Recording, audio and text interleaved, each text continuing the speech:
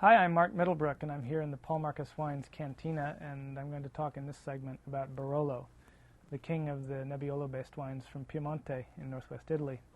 Barolo is what the Italians call a DOCG, which simply means an appellation, a named style of wine, made from 100% Nebbiolo, a grape variety that's indigenous to that part of Italy, northwest Italy. And many people consider it to be the greatest wine of Italy, greatest type of wine of Italy.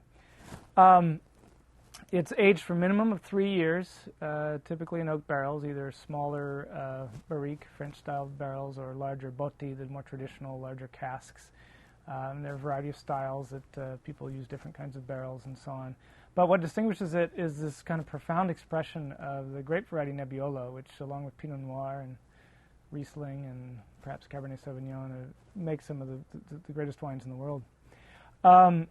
I have here two examples to kind of indicate a couple of differences. Both are made by the same producer, the same winemaker and winery.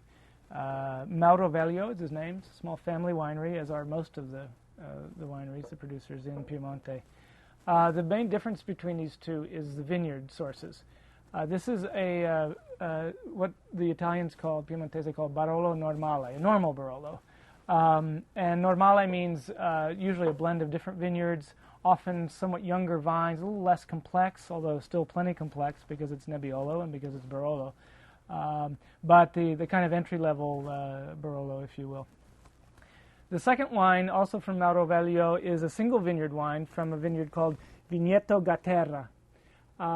Mauro actually makes 3 or 4 different single vineyard wines. I just brought this one along.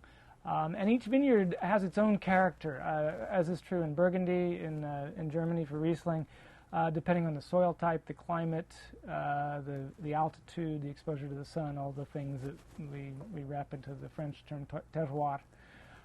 So a different wine made by the same person in the same way in the same year will taste differently depending on the particular vineyard source that it comes from.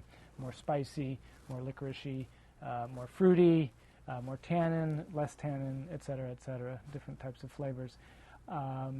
I love to drink these wines. They're not inexpensive. Generally, retail in the United States these days, a Barolo runs between $35 and a lot more than $35, $35 to $85 maybe. They can be more than that. But they're wonderful wines to open at special occasion dinners. I like to decant them. They're wines that respond to air, so pouring them into a decanter, and then when you get them in a nice big wine glass, it narrows at the top like this, you swirl and get some air into it. Really release those beautiful Nebbiolo aromatics,